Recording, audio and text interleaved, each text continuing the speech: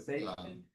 We're just So waiting this for is it now. something- Okay, and so they have a lot of stuff also specifically on, domestic violence. Okay. So my idea was that some of these resources might be helpful, because I know how much you care about it, but, maybe. we And are could- we, Like, other line? especially now that I guess they're going citywide with the, the being able to call somebody that we need mental health. no, Yeah. take time. I'm just waiting on your cue. I was communicating. So if we could be like maybe focus on a little more on like letting people know about alternatives and making sure that we have some of that stuff.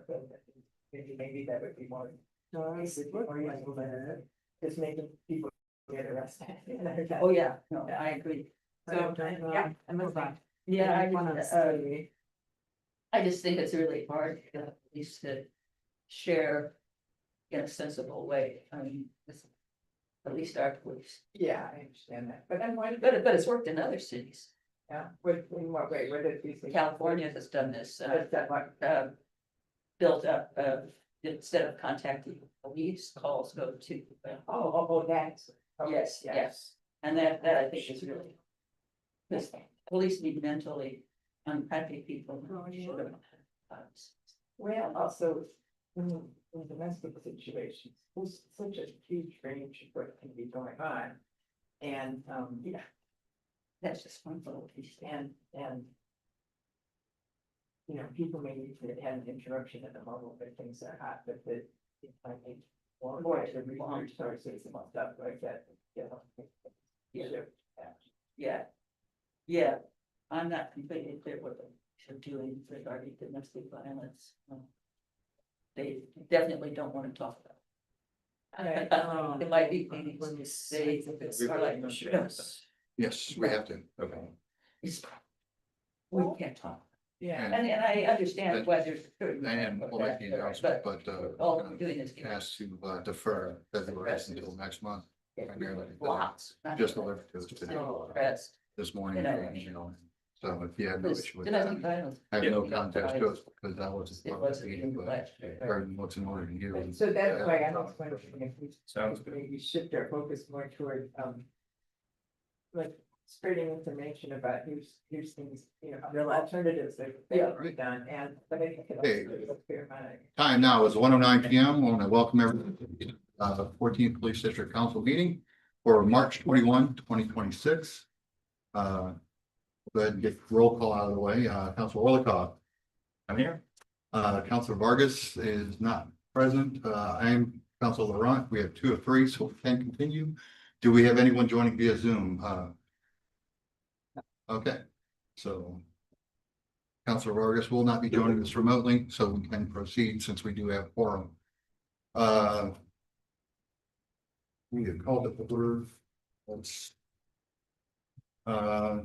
So I guess we'll move on to approval of the agenda. I didn't see any issues myself, except for the outstanding issue of the improper address of the next meeting, which is on page 2 under section 13, it looks like. Humboldt Park Library, the corrected address should be 1605 North Troy. That's great. Okay, and with that being said, I move that by unanimous consent, we approve the agenda as delivered. Oh, as amended, rather. Any? I have heard, yeah, on the agenda, I have discussion topics relating to updates for the resolution on protecting Chicago from fascism that the council passed previously. I think it could go under the evidence-based approaches, public safety, or possibly under police accountability, but Well, I mean, that's independent discussion that we can kind of layer in. I've got items for those as well that I didn't put on the agenda as well, but sure. those will be just the discussions, but notwithstanding, Yeah, true. okay, it's approved by unanimous consent, the agenda, so we can proceed forward. Hey, everybody's favorite time of the meeting. Approval of minutes. So, being the fact that we just were delivered early this morning, the meeting minutes from February, we're gonna defer those to a follow-on meeting unless I wasn't here for the February meeting, so I have no contest. If they're an approval by Councilor Orlikoff, I will not object to that. But we do have to take care of the business of the January minutes. Any corrections from you, Council Orlicott? No, I don't believe so. Seeing none, I move that by unanimous consent, we approve the minutes from the January 3, 2026 meeting of the 14th Police District Council. Any objections or discussion? Nope. All right, hearing none, these are approved by unanimous consent. All right, and February, did you want to defer or? Yes, I would like to, but also hopefully when Councilor Barry's Absolutely. I wouldn't take it any other way. Like I said, I wasn't here, so I can't really struck that. All right, public comment. We do have wireless mics now, so everyone can be heard loud and clear on our web stream. That being said, looks like we've got 2 public comments submitted. Carolyn Fortman is number one. Well, first one. You didn't. No public comment? Oh, Okay, sorry. so then we got the one, which is Sally Hayman, I imagine. It's true. That's true. We got a wireless mic for you if you want to speak into that, the way they can hear you online. Great, thanks. I just saw recently that there's a new 2026 law that requires that the police department send Mayor Johnson and 3 city council committee chairs monthly reports on repeated police misconduct allegations and lawsuits. However, this did not happen for January. There was no February report that went in as of a couple of weeks ago. The other interesting thing is this is part of the consent decree, which, by the way, is only 22%. 22% completed, even though it was started years ago, back in 2017. So I think there needs to be a lot more effort put into making sure that they are really, the police are seriously working on the consent decree, because they don't seem to follow the regulations very well.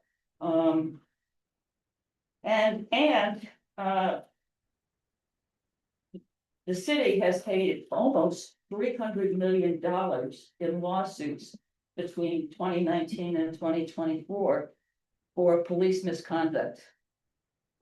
That was a report I got from the WTTW article. And to me, that was just horrifying. And they continue, and it keeps going up every year. It seems like we're paying more and more and more on these. So I would really like to see some serious attention paid to these reports.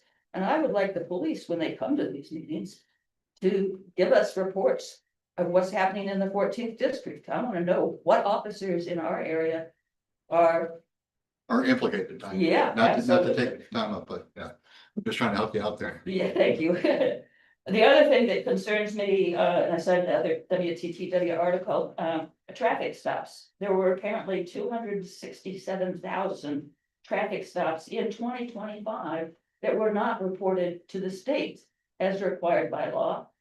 And that is really concerning to me, that the police just seem to ignore any laws or regulations that apply to them in both cases.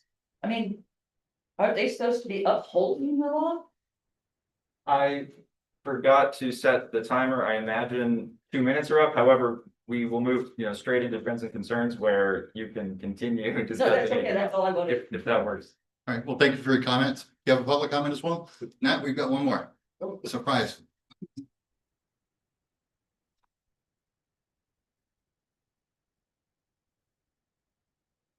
Oh, sure. That way, yeah, way to get the record. That way we can send all kinds of mailers to your address and, no, I'm joking. Get the wireless mic for it as well. You're the best.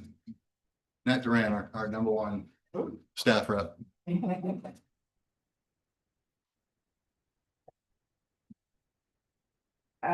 So is the mic working? Yeah, okay. So I just, I'd like to speak to alternatives for helping us keep ourselves safe.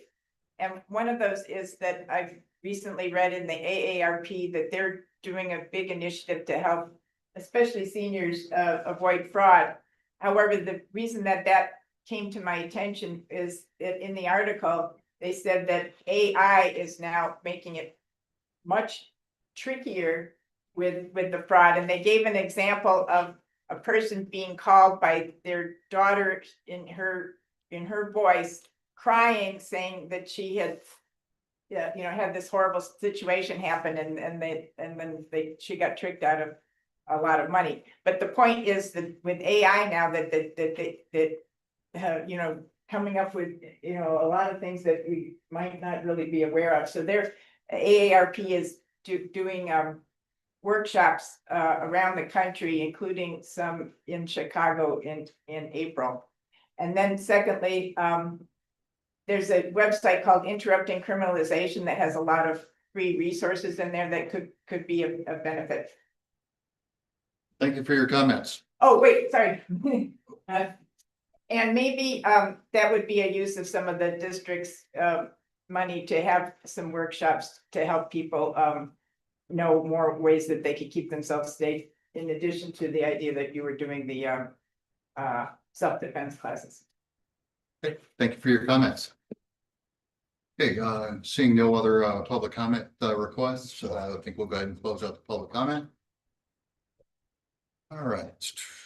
Okay, now we're just gonna have a kind of like take a few minutes to talk about ongoing trends and concerns that we see throughout the 14th Police District. So this is where the community stakeholders can say, I know that the comment thread, and I'm not calling out Ms. Amon, that your continued concern, I should say, is that sexual assault reporting is not transparent enough for you. So if you want to elaborate on that, I don't mean to put words in your mouth. I go to my beat meeting is now beat 1414, split up 1413 to a separate meeting, so I don't attend theirs anymore. But they do not report on sexual attacks or even more importantly, I think, domestic violence incidents in our beat.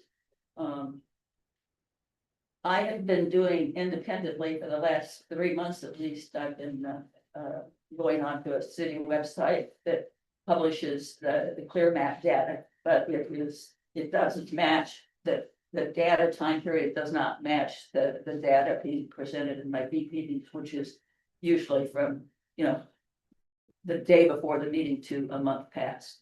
Whereas I can only do it by month, January, February, whatever month it is. But I am independently reporting all the domestic violence reports that I see on those reports at my beat meeting, but I doubt that that's happening anywhere else in the district. They have gotten used to me doing it. But the interesting thing about doing it is that there are as many domestic violence incidents, which they are not reporting, as there are robberies, burglaries, and other things that they are reporting. And I find this very disturbing and unsettling. They keep saying it's private, but we're not putting out anybody's name. They're putting out a block, 3,300, such and such block, or 3,200, whatever. Right. They have cloaks, as they call it, and thank you, by the way. Before I go any further, I want to thank you for your ardent call to action on that. I think Yeah. that's something that if no one says anything about it, it'll eventually fall into the wasteland where it's not talked about anymore. So Well, it's really disgusting because a lot of the police reports are going down, but domestic violence is not. right, and And in my beat, 1414, it's a Pretty dense it's little very low crime beat. so and I'm not trying to run cover or make excuses or anything like that, but I think the classification of how it falls into their reporting might be a discrepancy. I'm not certain, but it could be part of the delineation of underreporting or anything like that. But something I'll bring up to in my conversations with the commander, like, hey, how do we identify this all the way down to the beat level to where our constituents and our community members, more to put it more proper, are more informed of what's going on. And hey, this is a line item that gets brought up to every one of my meetings, and I want to make certain that we deliver on this. So. Yeah. Also, I would really like to get reports on, as I said earlier, on what officers in the 14th district, are being charged with misconduct And causing law, and particularly causing lawsuits that cause us tons of money. We don't get any kind of report on that. Not even here. And they don't come and they don't report. I mean, historically, you know, I mean, maybe our new commander will do it, but he hasn't so far. Right, and to that, I'm a big fan of Commander Rivera. I think he's a breath of fresh air, and I love his approach to things. Not running for cover for him, and I'm not being his fanboy here either, but conversations that I've had with him, he will not tolerate police misconduct. He holds them to a higher standard than he does the residents of this community. Then he should report that to us. And What he's doing, right, besides just saying that, right, well, and B, what officers. You know, are doing this, and how many times are they doing it? And how much money are they costing us for just the 14th district? right, and I can understand that, and I do agree with you. I'm not certain, but I'm certain that that there's probably something in the union contract that says that they have to handle it through BIA and things like that, to where they can't openly discuss that sort of thing to the community. Is it right? Not really. No. Not really at all. I do respect. We know BIA does not handle the cases like that in a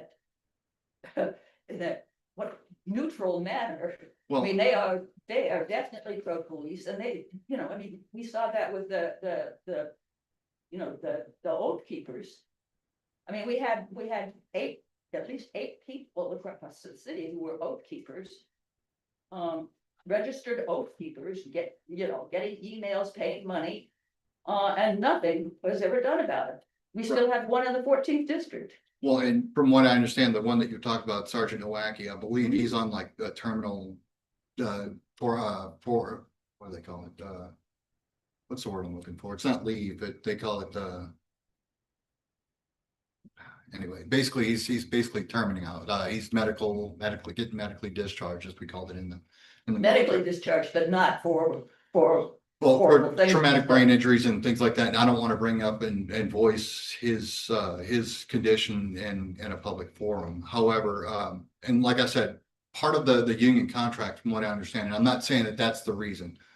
Part of it is to protect privacy. If people are accused of something but never prosecuted for it, were they really guilty? And it's kind of one of those things. If Ms. Heyman, for example, was accused of a heinous crime and you were innocent the entire time, you wouldn't want the public eye looking down on you at the I same wouldn't time. care.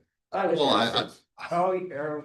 I mean, I did proclaiming it everywhere. right, no, and I understand, but it's both sides of the same No, block, if right? somebody's arrested, if somebody, is arrested for a crime, it goes into the papers all the time. So why are police any different? Because they're not arrested would probably be one of them, but Well, like I said, I mean, they're that's. accused of crimes and nobody knows who they are and how it's being handled in the BIA. I mean, the police. How can I trust the police my neighborhood and my community when they can't even police themselves? Well, I mean, that's the bottom line. did They I- don't police themselves. They let horrible things go on and on and on. I mean, Nowacki had what, 14 criminal, misconduct allegations, some of them sustained, at least 2 sustained. And yet, there he is, still there, and nothing is done to him regarding all those misdeeds. Okay. Now, if I did that, I'd be sitting in jail.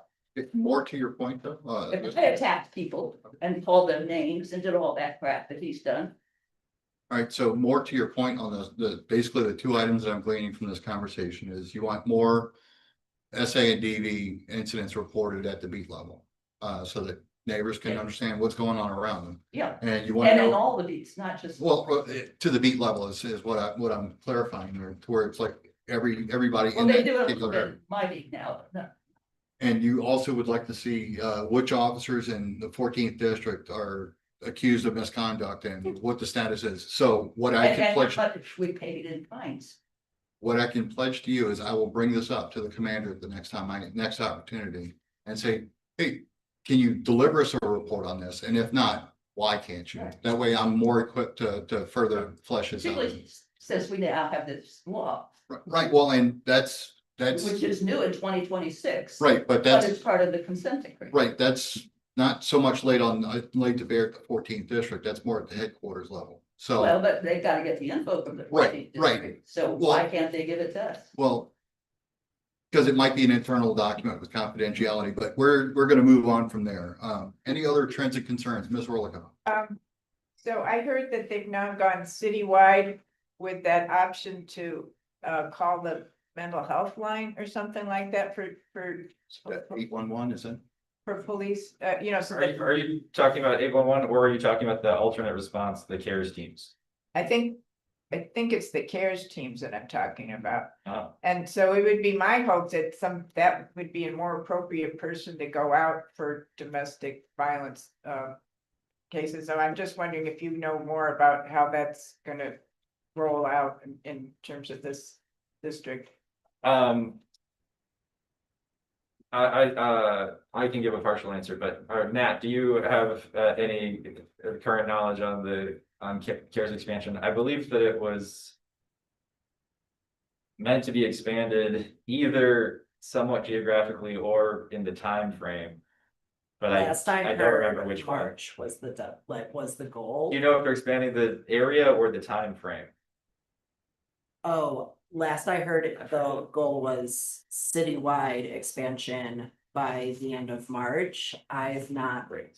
heard any updates as Sure. to If the that. status of that goal. Okay, right, we don't know if we're gonna meet that benchmark, but I think that is a goal under the current budget, which, you know, could always change with the next budget, however, the goal to cover the city, however, it is still limited in the time frame that it covers, often being from like 9 to 3 p.m.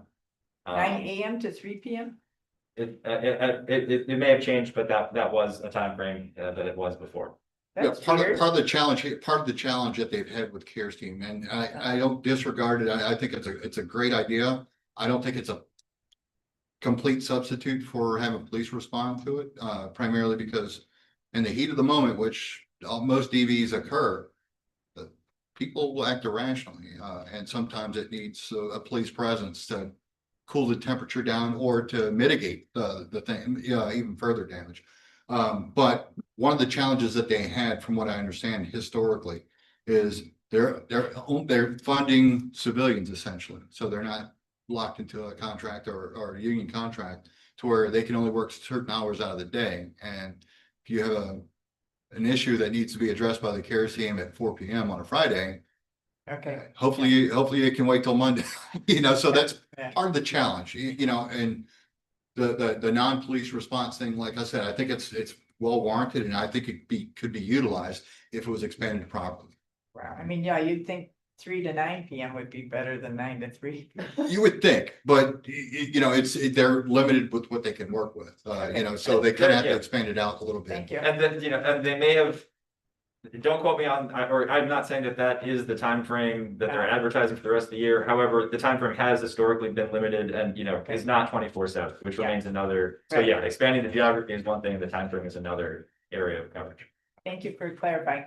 Yeah, and some of the domestic violence incidents are more serious. There's a assault with a knife, with a Right. gun, in many of these cases, where I'm not sure a care team is really. Is the appropriate response for it, right? No, you gotta, before they send people out, they need. Need to further the evaluate. OEM needs to have the. There correct- are community violence interruption responses to domestic violence that existed before the CARES teams and are independent and have somewhat separate if overlapping coverage. So in the 14th district, groups including also the Alliance for Local Service Organizations, as well as I imagine PRCC and BUILD as well, and possibly New Life and Rincon, but for certainly also that is spoken here, identifies domestic violence as a point where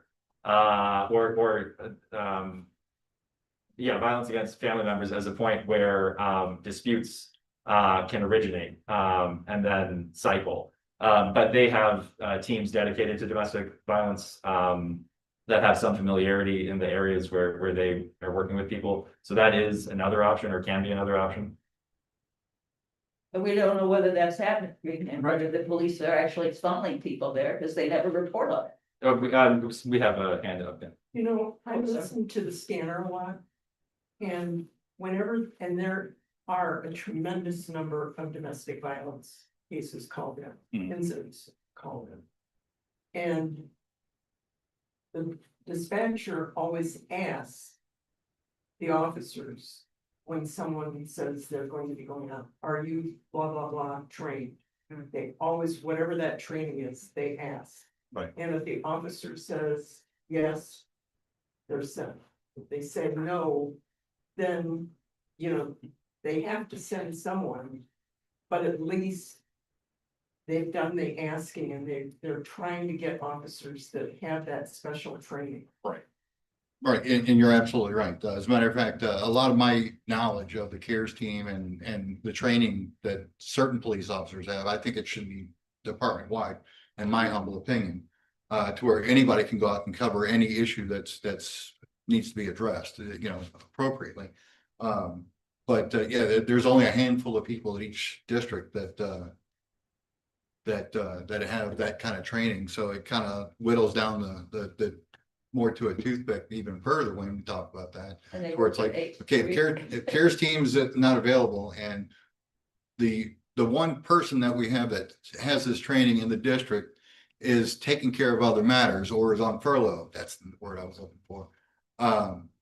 You know, then what do we do?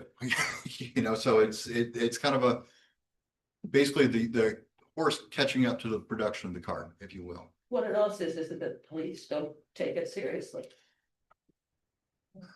And in fact, because many, I have any data on this, but many police officers are accused of it also. Sure, So they're not gonna be interested in going in and dealing with that. well, and look, and I'm not trying to minimize anything when I say this.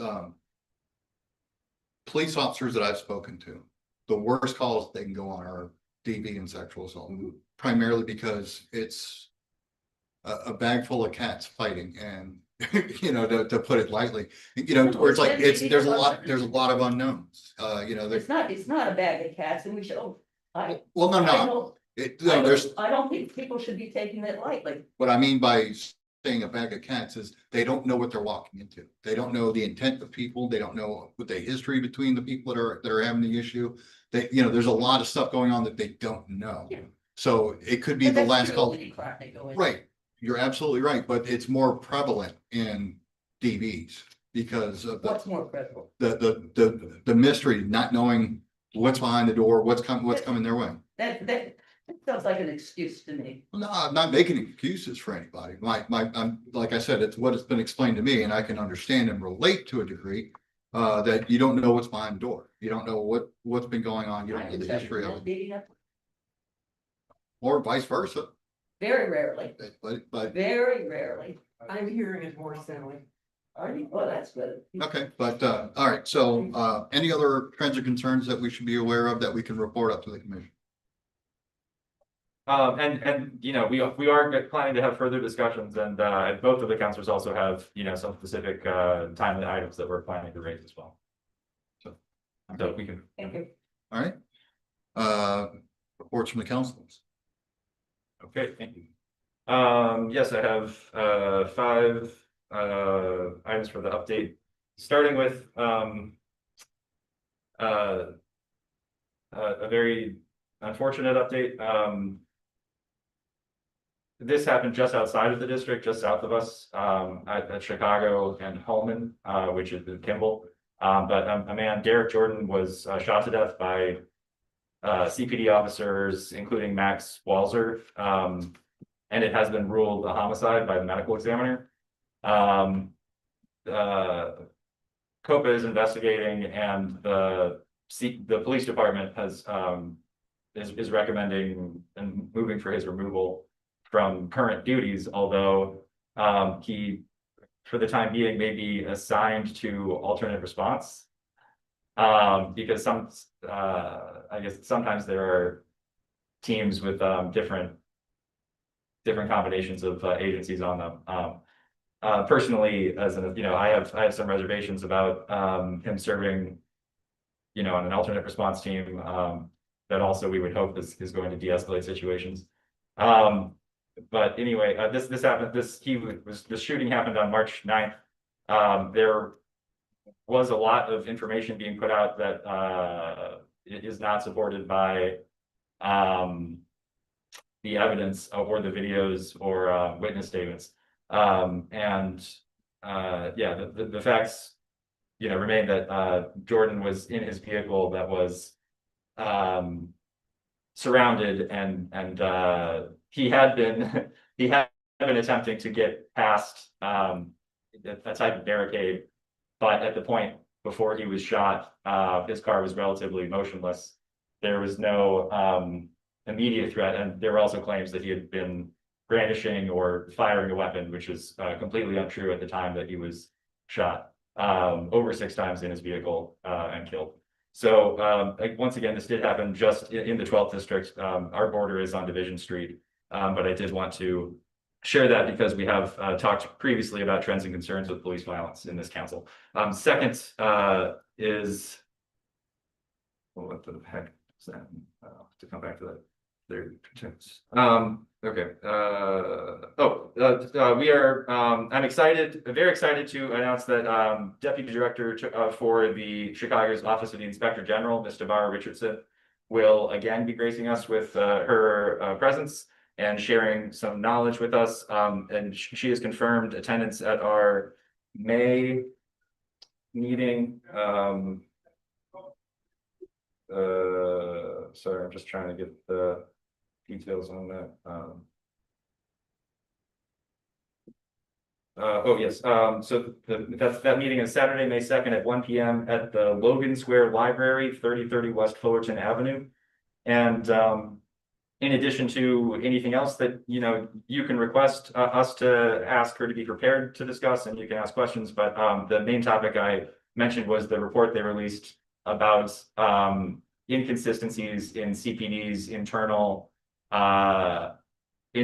disciplinary records, which was mentioned as a topic of interest by committee members at the previous meeting. Okay, then is okay. Just very quickly, personally, I supported a draft of a resolution aimed at protecting democracy and voting due process. It had a goal of establishing ice-free zones for polling places. It did not end up going to vote prior to the primary election that transpired. I also am currently supporting the Race Act, which is for establishing voting rights for people that had previously been convicted of a felony, who currently are barred from voting, participating civically for life. So any felony currently has a sort of life punishment, and that is being debated in the state, the Illinois state. I do not have the House bill number handy though. I had one more, but I cannot figure it out currently, so I'm gonna go ahead and pass it on. All right, well, thank you for your reports. Let's see, and first of all, I want to go ahead and apologize to everyone for not being here last month. I had something that needed my immediate attention down in Springfield. Had a great time, but I really wish I would have been able to join you instead, but I still had a good time down there nonetheless, doing some pretty good work for another organization I'm tied to. I also attended the quarterly meeting, where our citywide colleagues get together and we discuss items and bring forth any kind of updates that's going on that may be shared throughout the districts, and promote any kind of any items that we want to bring to the foreground for the commission to consider. Also at that meeting, they came to a decision of who made the mayor's short list for consideration. I've got it. List. Yeah, we do have a list of the people's mayor. I don't put up a website on the webpage. I did anyway.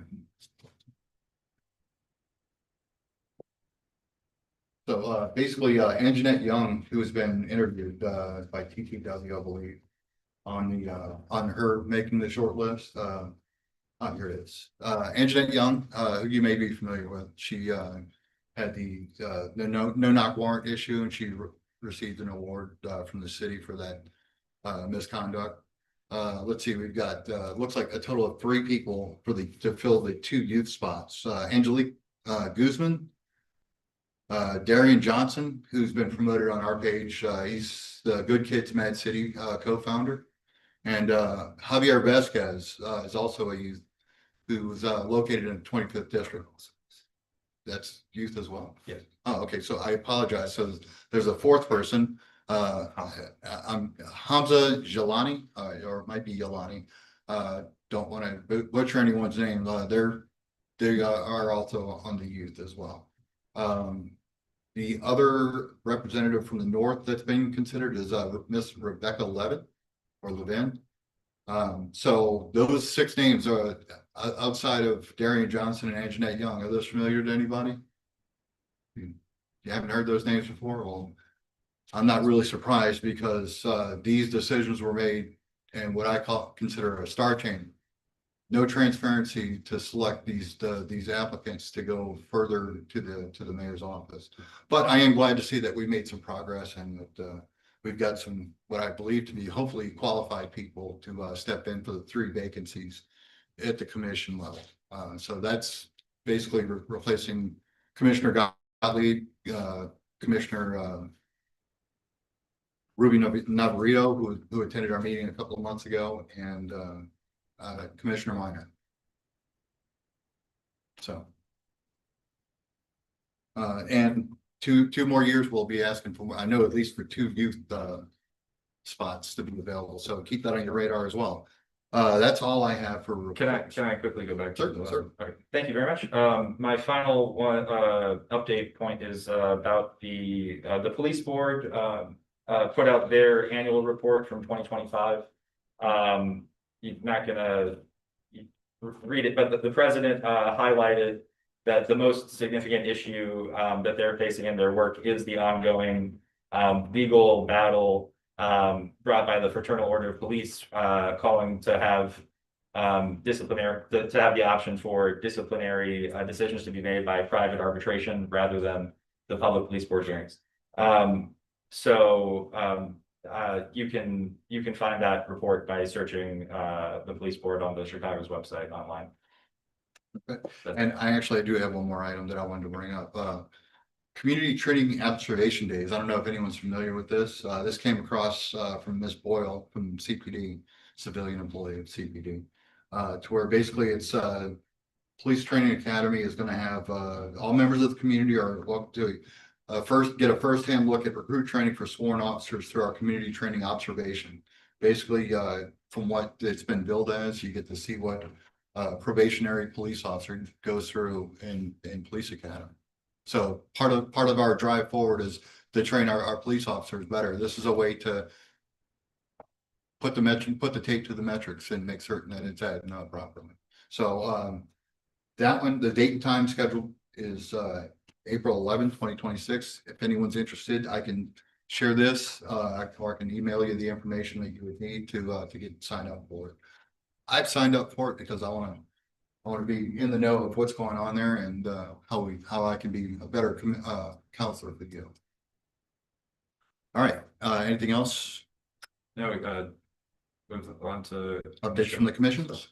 Well, I've kind of covered my commission business, but feel free if you have anything. Yeah, the commission, 3 items. First, the commission is having their March monthly meeting this Thursday, Thursday the 26th at 6:30 at the George Washington High School, which is 3535 East 114th Street. That's 3535 East 114 South. But you can also register for it on Zoom and email if you'd like to do a virtual public comment before the day of. Second is also about the nominees. The commission or the CCPSA department put out a press release that is not was not on the website when I checked it this morning. I had emailed and asked them to put the press release on the website. The press release does have some, paragraph of biographies for the 6 nominees. So you, can look for that. If you would like me to send you this, you can get in contact with me and I will forward it to you ahead of time. Or, hopefully it will be on the website soon. If people are interested, I can, share or provide brief information about some of the nominees as well. But let me know if that's a priority today, and then the third and final thing is, update, yes, is that there's a group of district counselors, a majority of district counselors. Wait, is the. Yes, a bunch of district counselors have, as well as other. Is this multiple? I'm sorry. Oh, I think this is multiple things. Okay, that's why I was confused. Oh, sorry. This is two. Okay, no, actually, that's perfect. Okay, now it's clear. But yes, district council. Okay, the Community Commission for Public Safety and Accountability in response to a community petition, as well as other urgings, held a special hearing in the beginning of this year about law enforcement collaboration with immigration enforcement. That hearing's structure was a listening session, which consisted solely of an extended public comment session. There were calls after that. There were numerous calls after that, including to hold a special hearing, including panelists and Superintendent Snelling, high-ranking representative from the police department, to be in attendance, and for the commission to, take I don't know, more stances or things like that. So there is going to be another hearing. The commission agreed to hold a hearing on April 2nd or April 4th. Which one? April 2. Oh, thank you. On April 2nd, the commission is going to hold a hearing, and I believe that the superintendent is committing to be there. Not necessarily. Anyway, that's fine. We'll move that. And I've got some updates. Well, yeah, let's hear. Okay. That's it. So district counselors sent a letter to the commission urging them to be part of the process of designing this hearing and making sure that there is a panel of experts and that questions that were raised previously are answered by the department and the commission. Unfortunately, the April 2nd date was rejected because it's Passover, and so currently there is no date set, Okay. but that is still they are still attempting to schedule the follow-up to get as many commanders in the room as possible, as well as Superintendent Snelling. So the most current update is date TBD. Well, thank you. That's an important update. Appreciate that. And yeah, that's it for that. Unless anybody has a burning need to ask any questions about any of the nominees at this time. Okay. Just to kind of put a bow on that, city council and the mayor, because both of them have to approve the selection of that short list, is due no later than April 12th. So we should, not by our next meeting, but our follow-on meeting after that, we should have a finalized list of who's going to be our next commissioners. So. All right. And if I may, I wanted to wait until all the other counselors gave their updates, because in her absence, Counselor Vargas sent along updates, but I didn't want to be redundant to things that you all have already shared. Counselor Vargas is the representative on the nominating committee from District 14. And she just asked that I share kind of like a summary of what they went through. As was already stated, the nominating committee must nominate at least 2 candidates for each vacancy, hence those 4 candidates for the youth positions, and at least 2 for the North Side representative. While the nominating process began in January 7th, it was really in the last 2 weeks prior to the March 7th meeting that probably required the most time intensive dedication of the nominating committee members, including at least 1 meeting that went all the way until 1 a.m. And the quarterly meeting being interrupted numerous ways and numerous times because there was such active debate over who would be moved forward. So as Councilor Orlikov just echoed, the mayor has 30 days from or as was named, I think several times, the mayor has 30 days to choose which of those nominees will go then to city council vote. And again, if I will also not offer to read the bios of all 6 nominees. If you're interested, there are some additional copies of the press release on the back table, if you want to read those. I'm happy to read them aloud. And then I already covered the most current follow-up update that the April 2nd date has yet again been scheduled to an All unknown. right, so TBD on that particular meeting date. So thank you for those inputs, by the way, under that. All right, and doesn't look like we have a representative from the police district here. Was that known? I didn't know. I don't know if you knew or, but I mean, I actually went out to, in part of my updates, I guess I could have included it. I spoke with the commander directly. As a matter of fact, our staff member Nat was there in attendance as well with the coffee with the commander. And I think Ms. Fortman might have been there. I think I remember seeing you there. But no, I mean, and it's kind of like a CAPS meeting to a degree, but you get more direct access to the decision makers at the district level. So if you're ever interested, I highly recommend that you go there and air your beef out. You know, say, Commander, this is the line that I'm going to hold you to, and I want you to toe the line. You know, and like I said, I've had frank conversations with him at those events, and Tori's been very receptive, and I think he doesn't treat me any different than he would anybody else. So highly recommended for the next. Be on the lookout for the next one. Quick comment, just, yeah, I did not, in regards to the district's presence and participation in this meeting, I did nothing. I was laissez-faire, and I don't fault them for not having any attendance in light of the fact that this meeting date was also moved as well. And so I did nothing specially to reconfirm with them. So I'm, you know, and also we didn't have specific plans for them to respond to specific inquiries necessarily. But maybe there's one that you do want them to talk about in the future. That's it. All right, no, thank you. And before we can go ahead and get into the moving this because we're not there. Okay, so hearings and discussions. You said you had a couple of items for each of them. For 1 and 3. Okay, so let's start with 1, police accountability. Let me just real quick, I got 1, 3, 2 or 3 here. So starting with previously we passed a resolution this council did with the 2 members in attendance called Protecting Chicago from Fascism.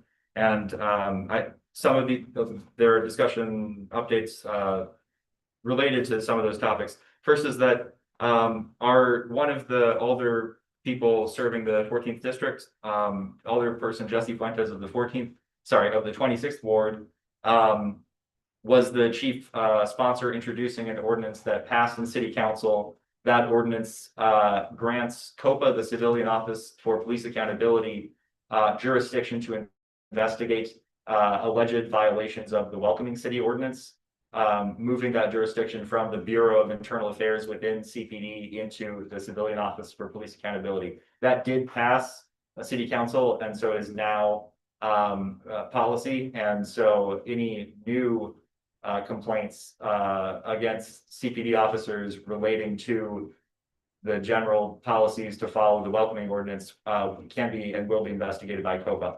That was one of the things as well that this council was calling for and supporting in the resolution to defend Chicago from fascism. I will note that it additionally, our resolution notes that there are, as was said in the hearing at the CCPSA, many of the complaints that people have in regards to law enforcement collaboration with immigration enforcement are happening somewhat outside of what the Welcoming City Ordinance is regulating. So there are other ways of collaborating that are not, the Welcoming Ordinance only applies basically to arresting someone with a charge of immigration violation, rather than the interference with citizens and other residents that we saw. That's number one, and or that's actually, that might be the main one. That might be the only one for police accountability that I have. I have some for public safety. All right, well, I do have something for accountability. The Oh, quick, I have one more. Okay, go I can go. Oh, okay, I'm sorry. Thank you. And I also have signed on to a petition that almost 250 elected leaders and community groups have signed on to calling for the appointment of a special prosecutor to handle cases of immigration of abuses by immigration agents. And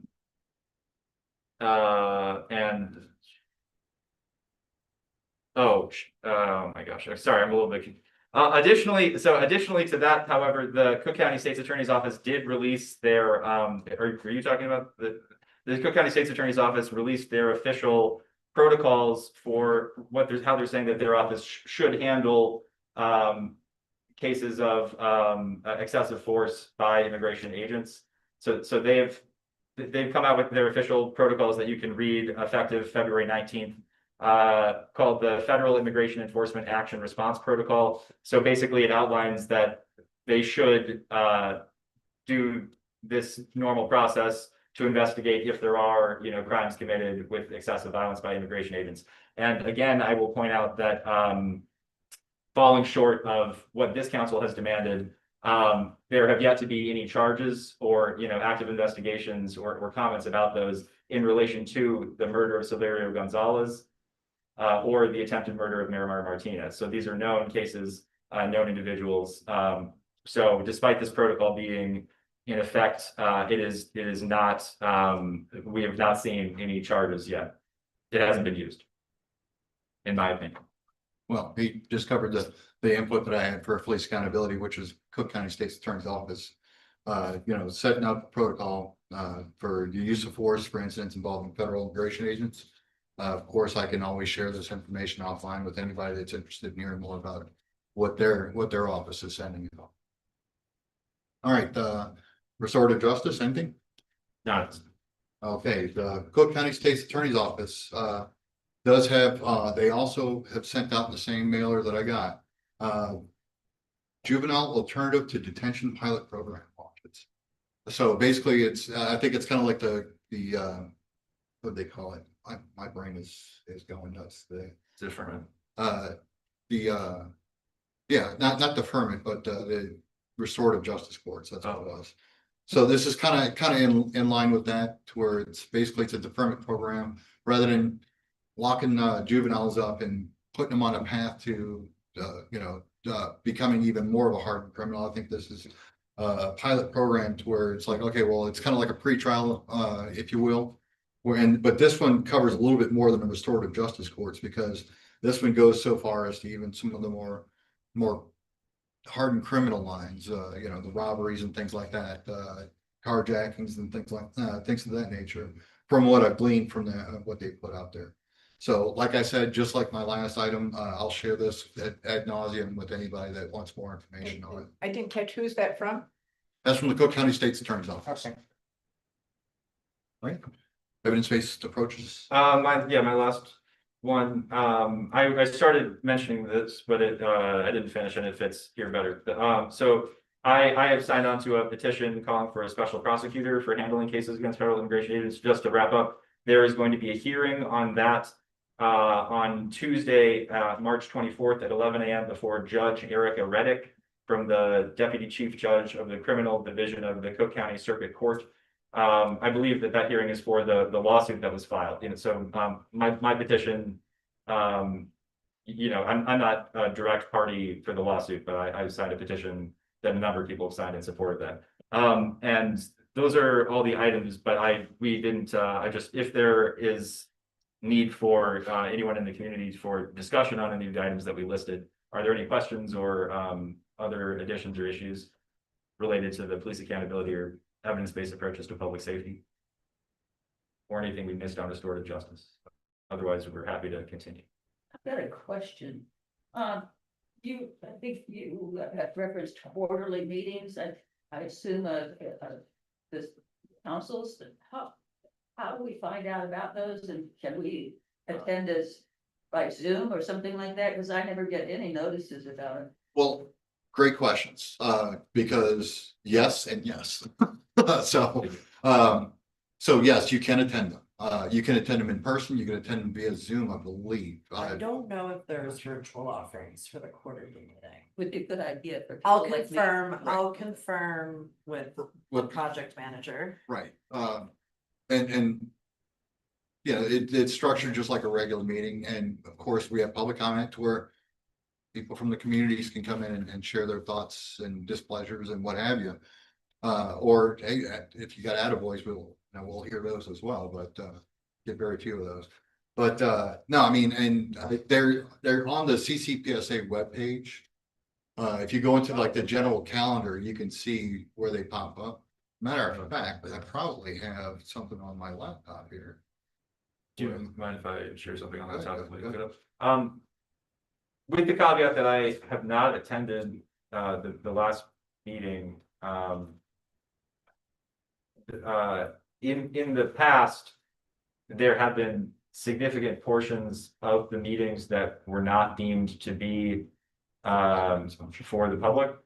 Whether those, sometimes those were, and it's possible that that issue has been resolved. Maybe in the past, they were maybe thinking that to have discussion groups with different district, okay.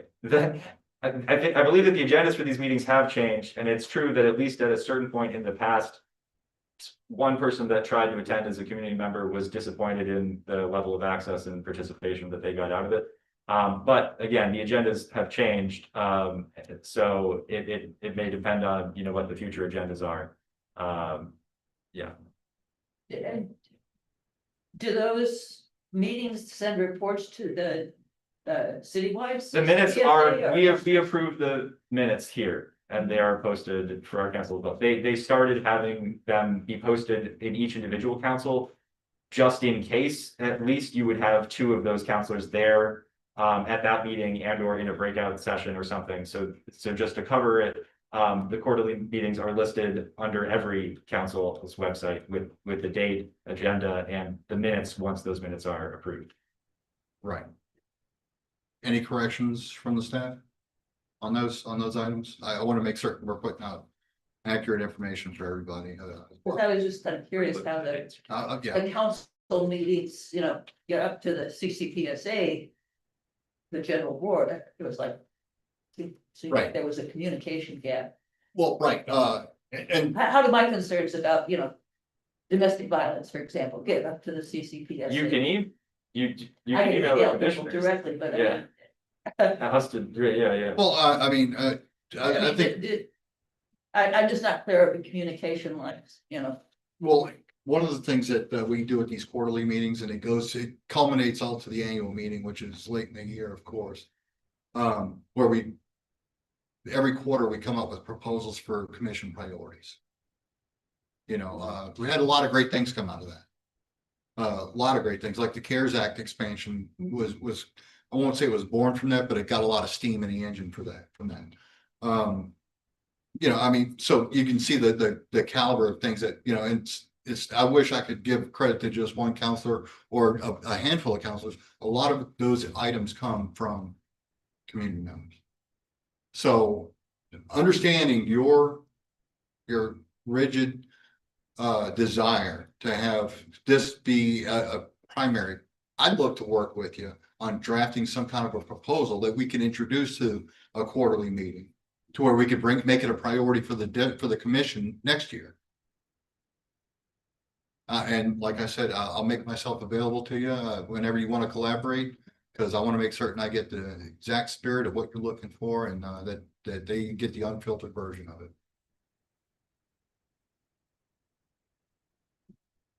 Okay. Great, thank you. All right, where were we here? We were at the, Any other responses to any of the items that have already been named? I believe I've named all the items that I had, so. I've got one for evidence-based approaches. This is also from the Cook County State's Attorney's Office. They just built my agenda for me. They're launching a gun accountability program, or GAP. And it's basically, offers a path for first-time weapons offenders to learn about responsible gun ownership and to avoid criminal record. So kind of, it looks like they're putting a lot of focus on youth and the criminalities that endanger youth to a life of crime. And I applaud them for that approach. I think that's, the sooner you can get started, the sooner you can, curb any future, iterations of issues. So, yeah, I think that's a good thing. And like I said before, anything that the Cook County State's Attorney's Office, I'll share it with you. Ms. Rolligo.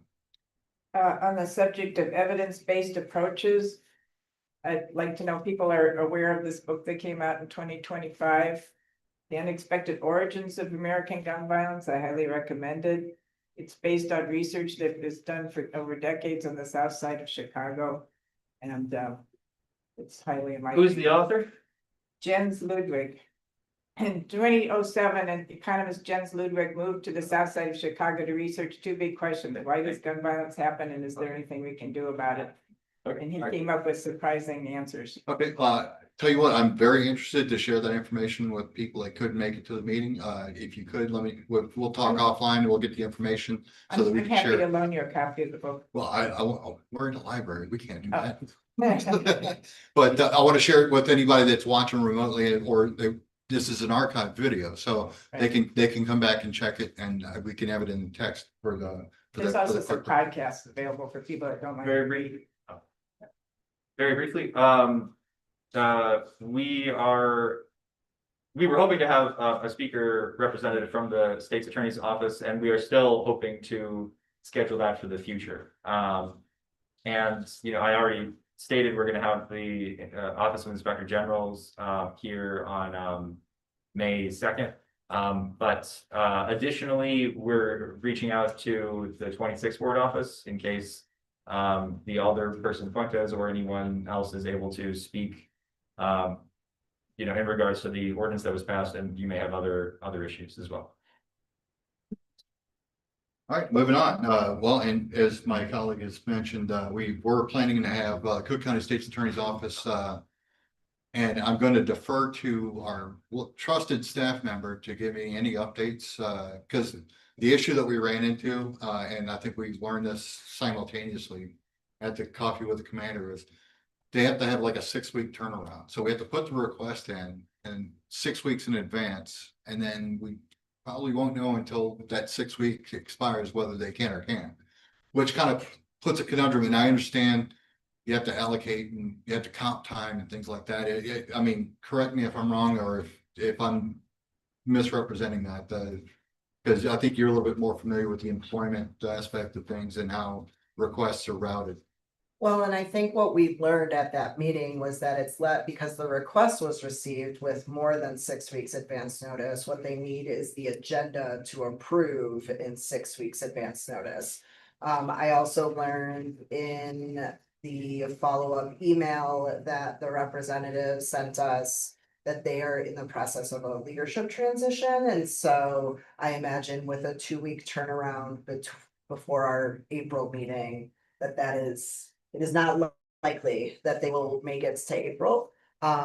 So it is my intention. I have not received a reply from my response to that email. So it's my intention this week to follow up with a call to see when in the future someone from the office might be available, and then work with the counselors to develop an agenda far enough in advance.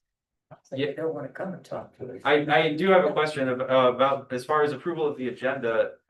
Does that mean that our agenda would have to be legally posted online, or does it mean the agenda for their involvement? Like Okay. a draft agenda Alright. for their involvement, and because our notice and agendas are so boilerplate.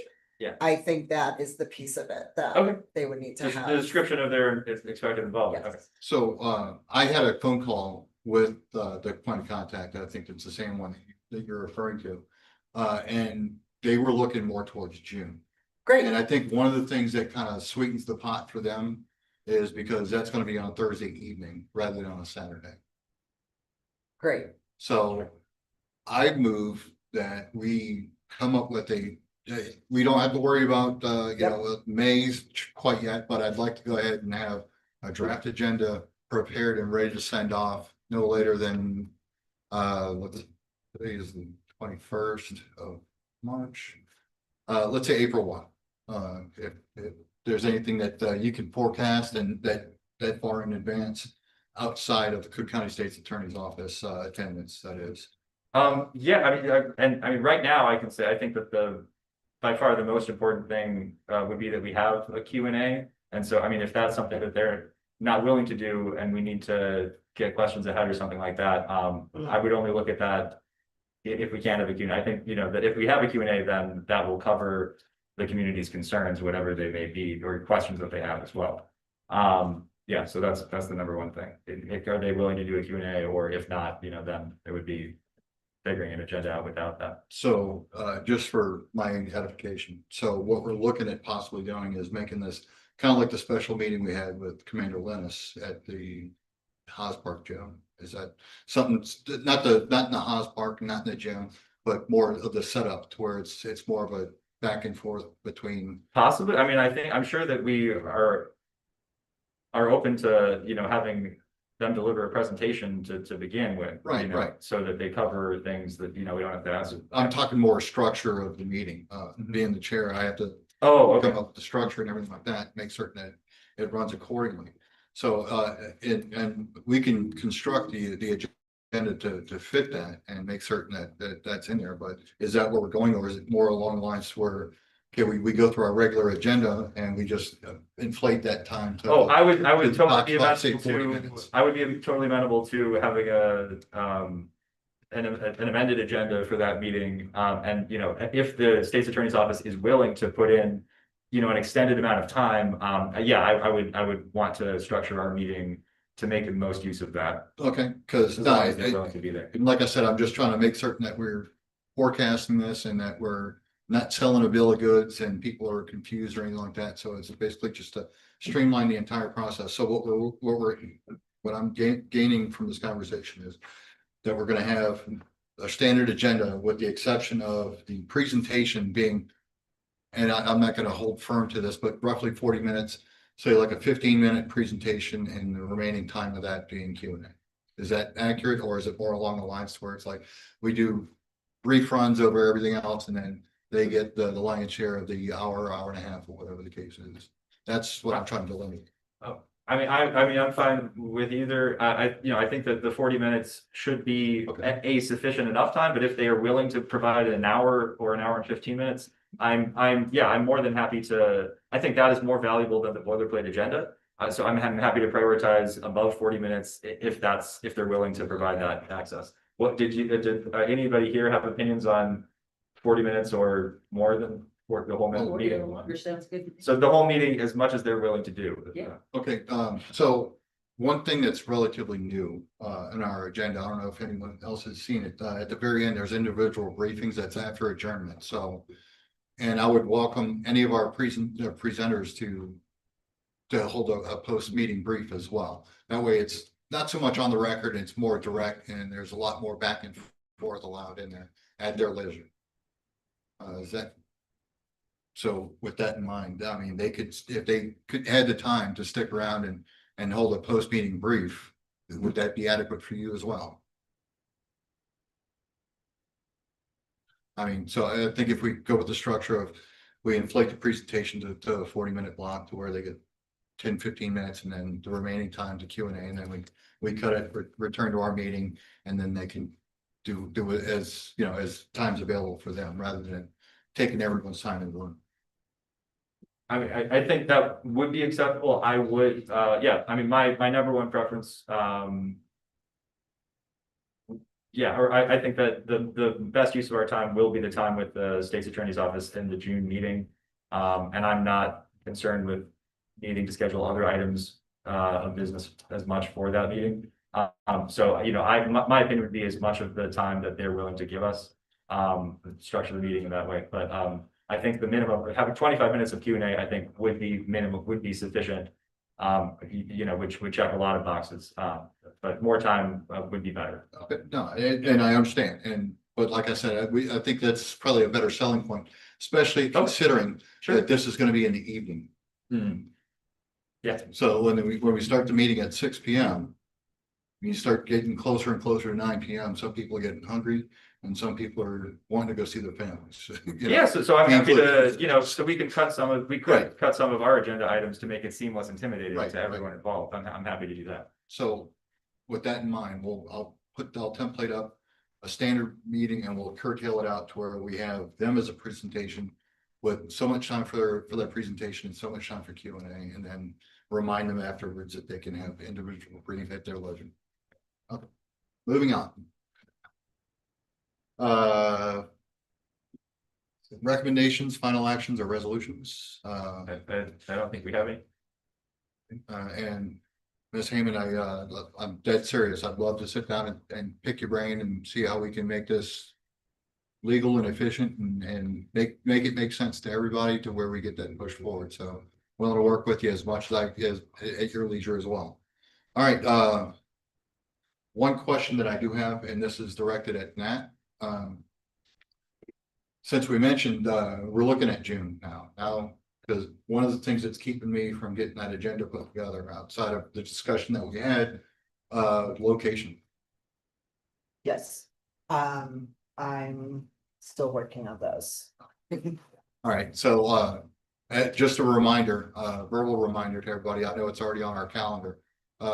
June, July and August are gonna be, not be on Saturdays, they're gonna be on the first, well, Thursday. a Thursday, roughly the first Thursday with the exception of July, because of the 4th of July holiday. But then it's gonna be, Thursday evening starting at 6 p.m. So, locations are still TBD. And I don't mean to put the screws on you right there, on that. I think you do wonderful work. It's just, I know the logistical nightmare that us and your other DCs that you're responsible for put you through. That being said, our next meeting, is gonna be at 1605 North Troy, or as we affectionately call it, the Humboldt Park Public Library. And that is scheduled for Saturday, April 7th at 1 p.m. All right, and any other items we can take care of individual briefings, we'll go ahead and, adjourn unless there's an objection. All right, time now is 2:19 p.m. We are now adjourned. Thanks, everybody.